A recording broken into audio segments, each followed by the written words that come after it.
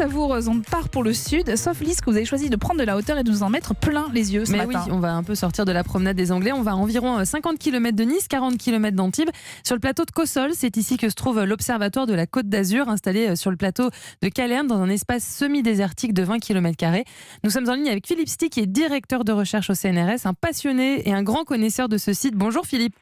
Oui, bonjour. Bonjour. Alors décrivez-nous ce lieu qui semble vraiment hors du temps. C'est effectivement un lieu vraiment magique où on peut aller facilement en famille avec les enfants, les parents, les petits-enfants pique-niquer. C'est surtout un lieu en altitude où il y a un ciel extrêmement pur, donc il n'y a pas de ce qu'on appelle la pollution lumineuse, donc pas d'éclairage. Et donc on peut y voir vraiment les soirs d'été des milliers d'étoiles au-dessus de la tête, des étoiles filantes. Et puis donc c'est là-haut aussi où on a installé toute une série d'instruments scientifiques et de télescopes. Et c'est parfait pour les soirs de canicule, Philippe, c'est ça ?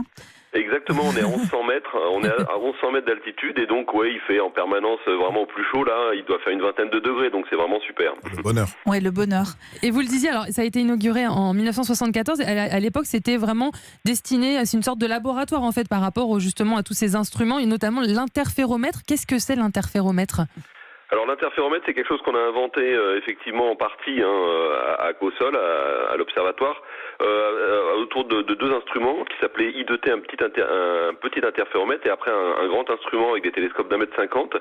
Et en fait, ça consiste simplement à fabriquer des grands télescopes gigantesques à partir de petits télescopes et à recombiner la lumière de ces petits télescopes. Et alors à Cossol, on avait comme ça à l'époque l'équivalent d'un télescope de une trentaine, quarantaine de mètres, ce qui n'existait pas nulle part ailleurs.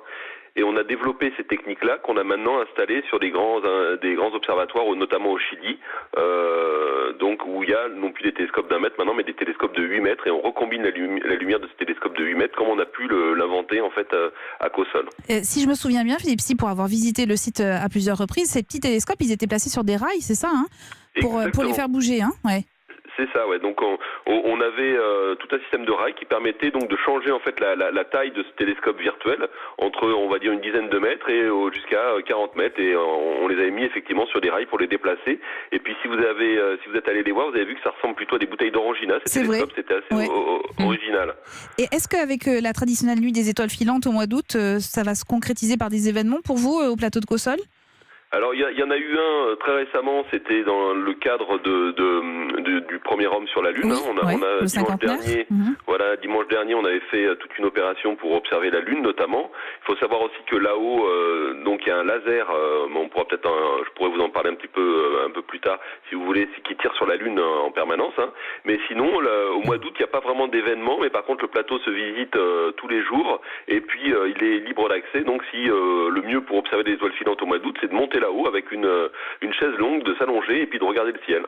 Alors, j'espère ne pas spoiler la chronique de Lise, mais la suite, en tout cas, il y a des applications maintenant, notamment Skyview, qui sont très intéressantes quand on est justement face au ciel. On ne sait pas très bien comment s'appellent les étoiles. Et en pointant le téléphone sur un certain nombre d'étoiles, tac, le nom apparaît. Exactement. Alors ça c'est vraiment un bel outil aussi quand on connaît pas trop, on sait pas trop où se repérer. Ça montre les étoiles. Alors les étoiles elles bougent pas trop dans le ciel, donc les constellations c'est assez facile à repérer.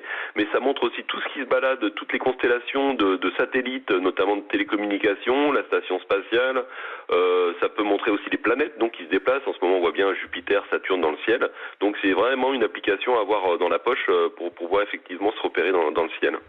On va venir vous voir, Philippe, je crois, avec notre chaise longue. Ouais, merci beaucoup. Merci Philippe Sti d'avoir été. Vous amener la Soka, d'avoir été en direct avec nous ce matin sur Europe.